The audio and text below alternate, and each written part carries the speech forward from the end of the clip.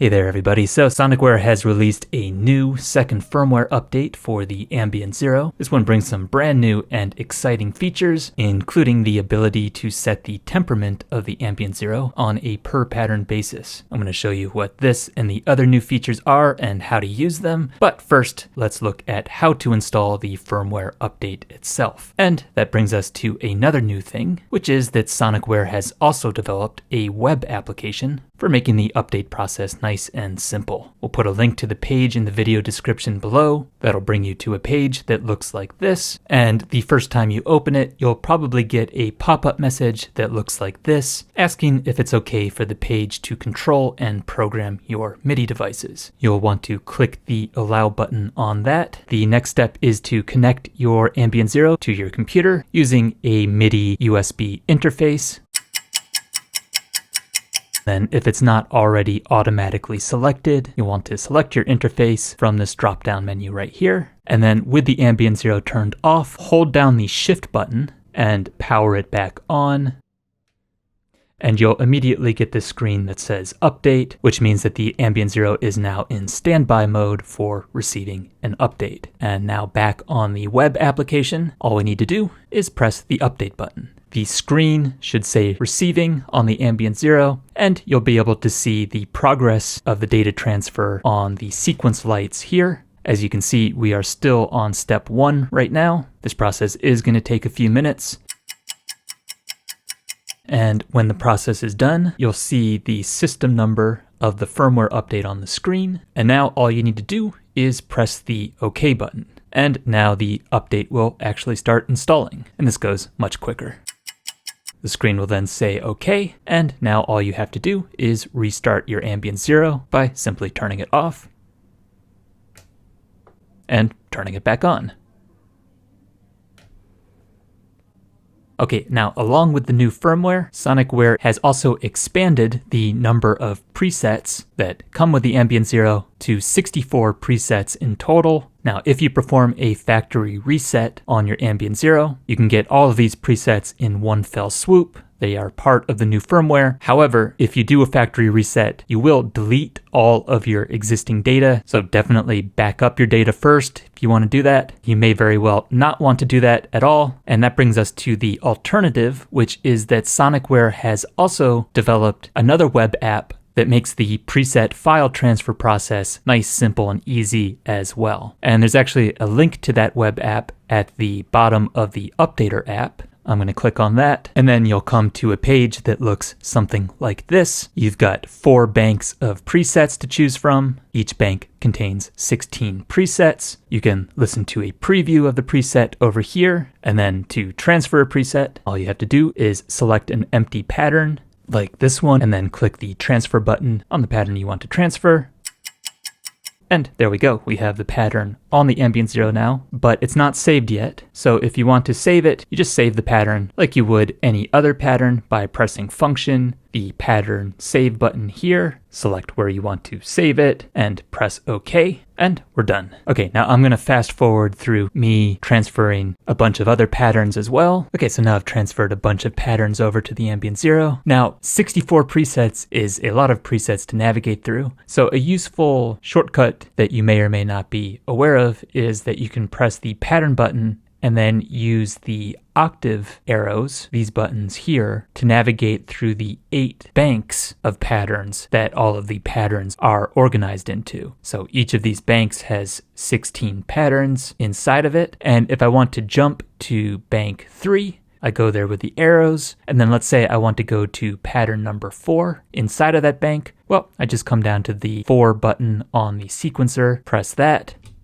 and right away, we jump straight over there. And then if I wanted to, I could hop right back over to bank 4, go to, I don't know, pattern 15, and bang, we're right there. Okay, so now I want to actually play some of these for you, and that brings us to a new feature which comes with the firmware update, which is called Relaxation Playback Mode. This playback mode allows us to play multiple patterns in a row in an order of our choosing, and it's going to do a nice smooth transition between the patterns. And to enter relaxation playback mode, all you have to do is press the pattern button twice. The light will go orange, and then there's two settings that you have available to you. You access them with these two buttons over here. If you press the button that says 1/3 above it, you can then use the value knob to select how many times you want each pattern to get played in the sequence of patterns. And you have options ranging from 2 up to 10. So I'm going to leave this at 2. And then if you press the other button, the one that says 3/4, you can then use the value knob to select how much fade out time you want there to be before a pattern ends and the next one begins. And here you have options ranging from 5 seconds up to 30 seconds. So I'm going to leave this on 10. And if at any time you want to get out of this playback mode, just press the clear button. So I'm going to re-enter it now, press the pattern button twice. And now with my settings the way I want them to be, I can now tell the Ambient Zero which patterns I want to play and what order I want to play them in. If I'm not already inside of the memory bank that I want to be in, I can use those arrow buttons to navigate to the bank I want. Let's say it's bank number 3. And then I come down to the sequencer and I tell the Ambient Zero which patterns I want to play in which order. So let's say within bank 3,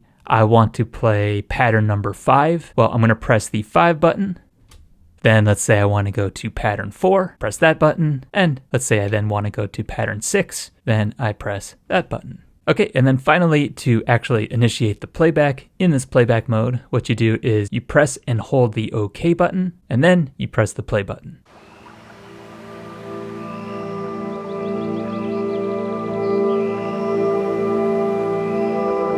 So notice how the sequencer tells us which pattern we're in.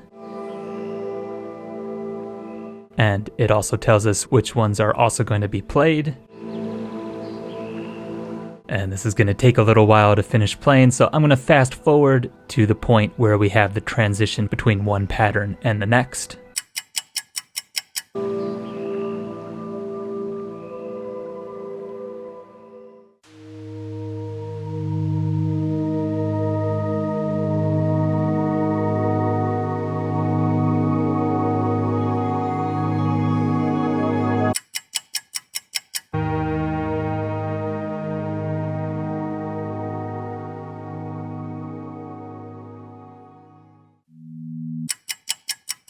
Press the play button to stop playback, and then I'm going to exit the playback mode by pressing clear.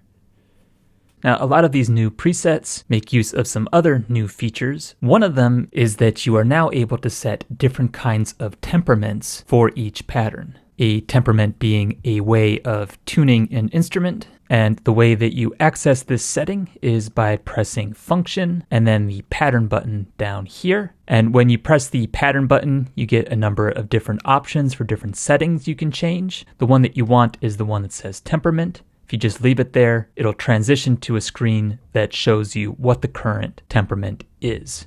Now, this is one of the options available to you, but you have a number of other options that you can choose from using the value knob. The default one is equal temperament, but we also have pure major, pure minor, Pythagorean sharp, Pythagorean flat, solfeggio, chakra, and planetary. Let me play you a couple of these.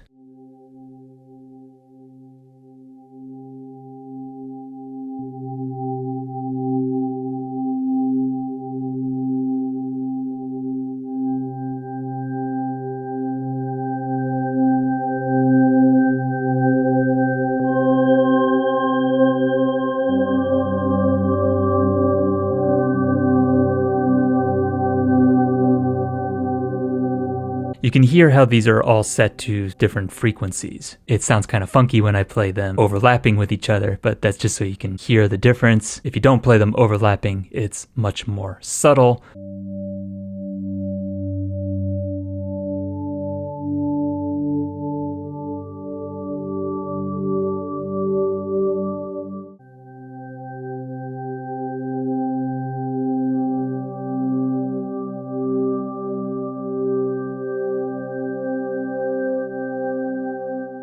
Now, within all of these temperaments, except for the default equal temperament, you also have options for setting the concert pitch within that temperament. So for example, with pure major, the way that you set the concert pitch or the key or tonic, whatever you want to call it, within the temperament is on a per layer basis. So each layer can have a different tonic or concert pitch, and the way that you set them is by holding down the layer button of the layer you want to set, and then use the value knob to change what the concert pitch, I'm just going to call it that, what that is. So it's set to C by default, but I could bring it up to, let's say, B.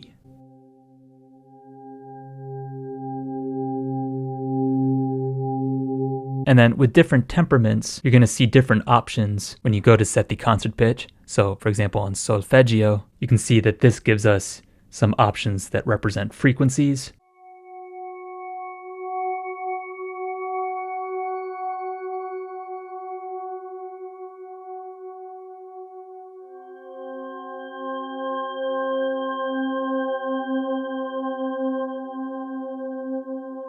Okay, now if you have no idea what I'm talking about here with temperaments and with concert pitches and what is the difference between Pythagorean, major, and planetary and pure major, don't worry, I'm not an expert on it myself. I'm still learning about it. The manual has all sorts of details about the different options, and I think it's a much better place to learn about the details of them than a video like this. The important thing I want to show you here, though, is just the basics of how it works in terms of the buttons and settings. So the key points here, just to reiterate, are press function, pattern, and then use the value knob to select a temperament, and then go to a layer, press the layer button, and use the value knob to set a concert pitch. And that's it in terms of the settings. The rest is just details. Again, take a look at the manual to learn more about them. Now, another new and related feature is the master tuning of the whole synthesizer. And there's actually two settings to look at here, and they're both accessible by holding down the function button and then pressing the system key or button over here. I press the key over and over again to cycle through the different settings that I can control here. And the first one I'm going to select is this one that says tuning mode. And this allows you to switch between two different tuning modes. You can tune the ambient either in terms of hertz, or if I turn the value knob, I can switch it to tuning by cents. Previously, everything was in terms of cents, but now we also have hertz, and hertz is actually the default option. Now, hertz has to do with measuring the differences between sounds in terms of the underlying frequencies of the sounds, whereas cents has to do with the way that the intervals of sounds are divided on an instrument like a keyboard. That's an oversimplification. If you want more details, we'll put a link in the description below. But basically, these are just two different ways of measuring the differences in pitches between sounds. Okay, I'm going to leave it on cents for a moment. Now I want to show you the other new option we have here, which again, we access by pressing function and then the system key. And this time I'm going to keep pressing it until we get to the thing that says tuning.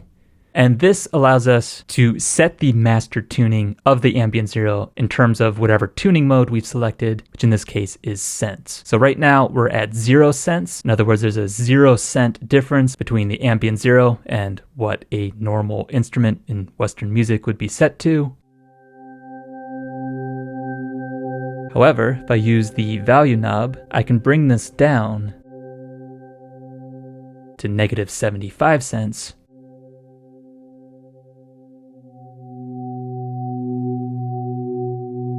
Now we've lowered the pitch by that measurement. You can also go in a positive direction.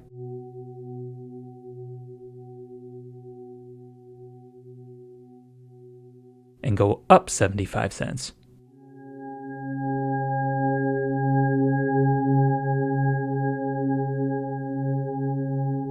You can really hear the difference between these if you start changing the setting and play the same key and have the sounds overlap.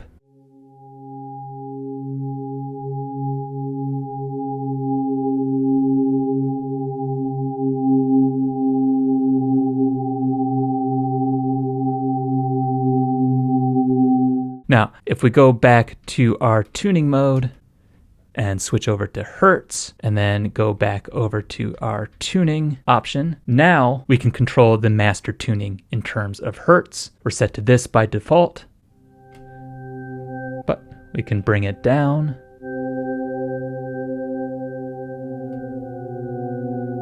Or bring it up.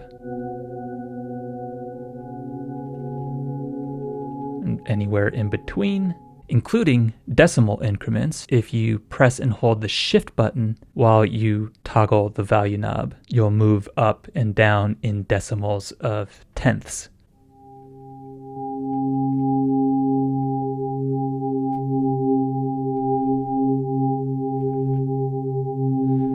So really microtonal differences between these.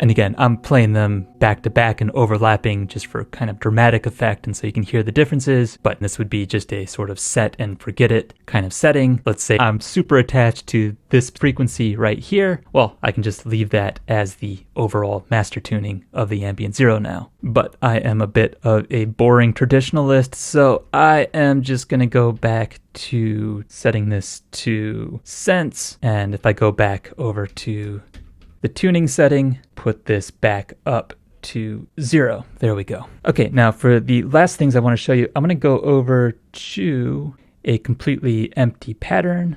Just do that one. And I'm going to set this up to a nice simple sine wave. Put some reverb on it. Okay, so the firmware update also provides us with some new options for the LFOs. So let's set up an LFO here. I'm going to leave LFO 2 on the default assignment of filter cutoff, and let's put a little bit of rate and depth on this.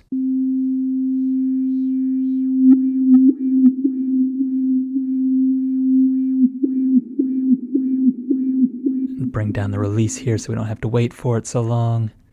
Okay, there we go. Now, it's not a great sound, it's just for demonstration purposes, but you can see how even though I have the rate fairly low, I mean, it's only 30, that's still pretty fast. I mean, we're going wah, wah, wah, wah. And with ambient music, we often want much slower movement to our sound, which brings us to the 3 new LFO shape options we have, which you access just through the normal way. We have the default sine shape, and if you go to the right, you'll see all of your old friends. But if you keep going, eventually you'll reach the new options, which are long sine wave, long triangle, and long synchronized random. And then we get back to sine wave, so actually to get to these really quickly, just go to the left on the volume knob and you'll be right there. So remember, normal sine wave sounds like this. Long sine wave sounds like this.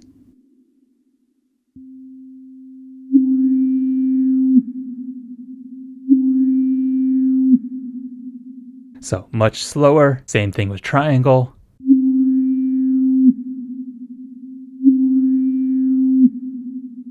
Just much, much slower. Okay, now I'm going to turn that LFO off. So I want to show you the other option. This is one of the ones that I'm most excited about, and that is that LFO 1 has a new assignment option. So function, assign button, and then use the value knob to scroll. And in the past, we had a level parameter, which we still have, but we also have an oscillator level parameter that we can choose here as well. You might be wondering, what does that mean? What's the difference? Why is that such a big deal? Well, let me try to explain this here. So these are similar but different in some very important ways. So I'm going to start with level and assign the LFO to that and bring up the depth and rate here.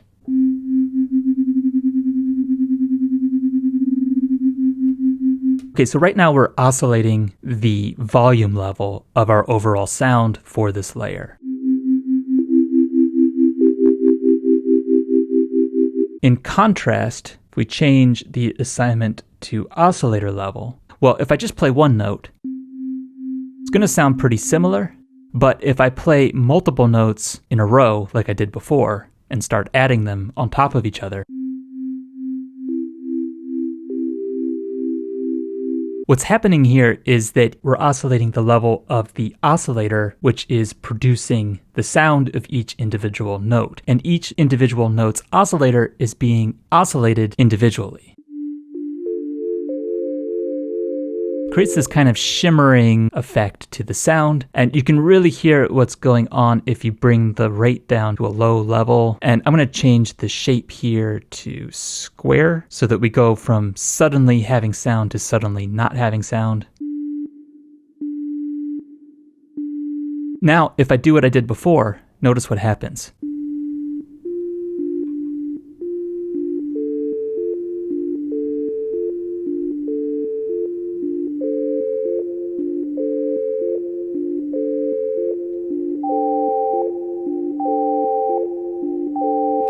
So one note goes on and then it goes off, but that doesn't prevent another note from going on and then going off while the other one goes on again. And they're all at different stages in their oscillation simultaneously with each other. Whereas if I turn this back to level and I do the same thing,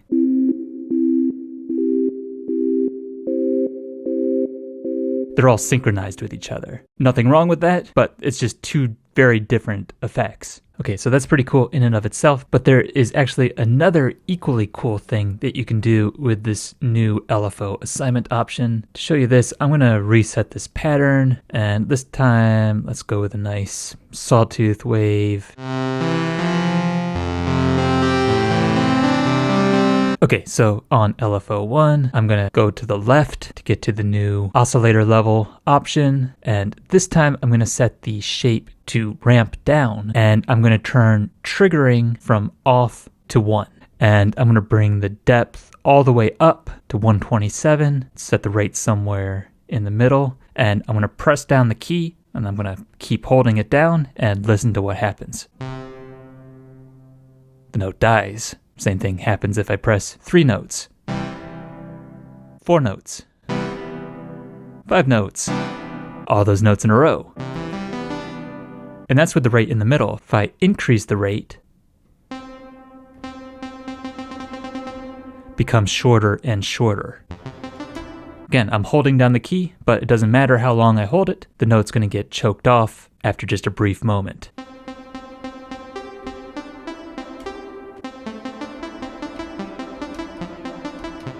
Or if we bring it back down, we can get some longer notes.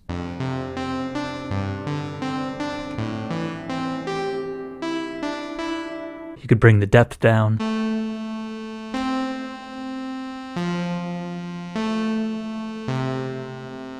You can hear how our note has this initial onset, this peak in its volume, and then it comes down a bit, and then it plateaus, and then I let go, and it goes away. And what I'm getting at here is that what we've done in effect through this configuration of having a triggered ramping down LFO assigned to the new oscillator level parameter is that we've basically created a sort of makeshift version of a decay and a sustain portion for our amplitude envelope. So we have, in effect, sort of expanded it from just having an attack and release to having a decay and sustain stage in between. This creates a lot of sound design and performance possibilities, which brings me to the last major new feature that I want to show you. And for this, I'm going to need some help,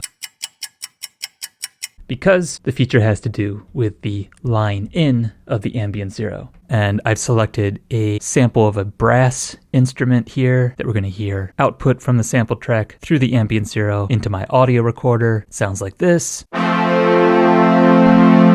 Okay, nothing that special yet, but if we go over to the noise layer and we come up to this knob where we normally switch between our samples, if you go to the very end of your options here, past this one, which used to be the last one, if you keep going, you get to this option, which says line in. And now the noise layer is set up to do live processing of the audio that you're sending in through the line in of the ambient zero. I can now come over to, for example, this reverb knob.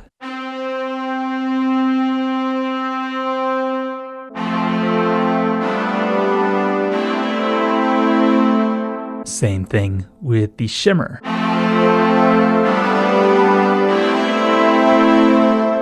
Same thing with the filter.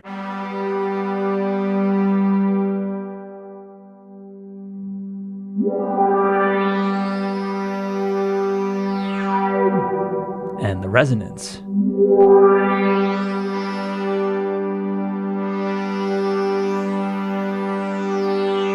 And the level parameter.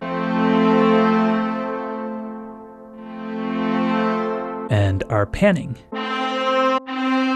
Okay, so all of those parameters you can adjust with these knobs here. And then you also have the LFOs. And the LFOs can be assigned to any of those parameters that we just went over. So for example, let's set it to the level. I'm going to hold down a chord and then bring the depth and rate of the LFO up.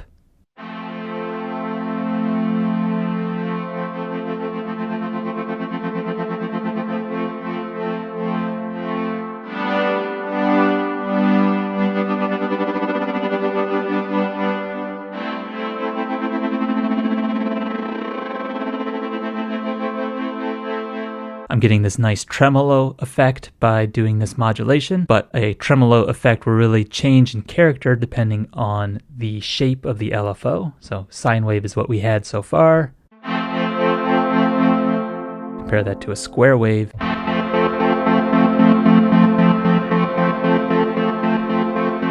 Or a triangle. Saw. Verse saw.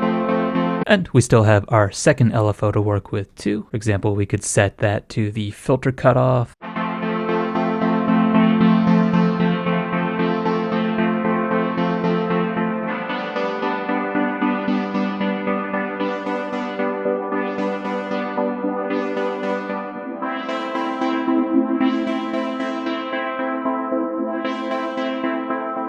Now, there are some limitations here. You can't modulate or change parameters manually for the tune or pitch of the sound. And if you try to toggle these knobs up here, it yells at you to let you know that you're in line in mode and they're inoperative. Also, if you press a note and then press the keys, well, nothing's going to happen because the keyboard in the noise layer is deactivated when you're in this mode. But this does open up some really cool possibilities.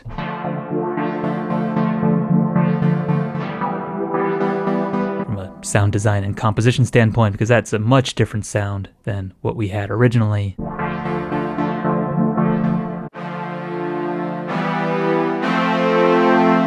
Okay, so those are the major new features. There are also some minor bug fixes, for example, some having to do with MIDI CC messages, and there's also two other new options. So one of them is in the system settings, so function system, and then keep pressing the button until you see PBRG. That stands for pitch bend range. And this is for if you have a MIDI keyboard with a pitch bending feature, you can set the range of that pitch bending between 0 and 24 semitones. And then the other option is in the pattern settings. So function and then this pattern key down here. If you stop on the one that says FXRT, this sets the way that effects are routed. So post is the default setting, and it means that the master effect comes after the pattern level, which means that when the effect is sounding, the sound will remain even if the pattern level is set to 0. Whereas with pre, the master effect comes before the pattern level, which means that when the pattern level is set to 0, all of the sound disappears. And this is a setting that you can save to an individual pattern. It's not a global system-wide setting, and so you can have different settings going on for different patterns. All right, to play us out here, I'm going to return to the original first preset on the Ambient 0, but in the noise layer, I'm going to switch this from the rain sample to the new line in feature, and I'm going to switch the LFO to level for LFO 1, and then for LFO 2, well, we can leave it right there on filter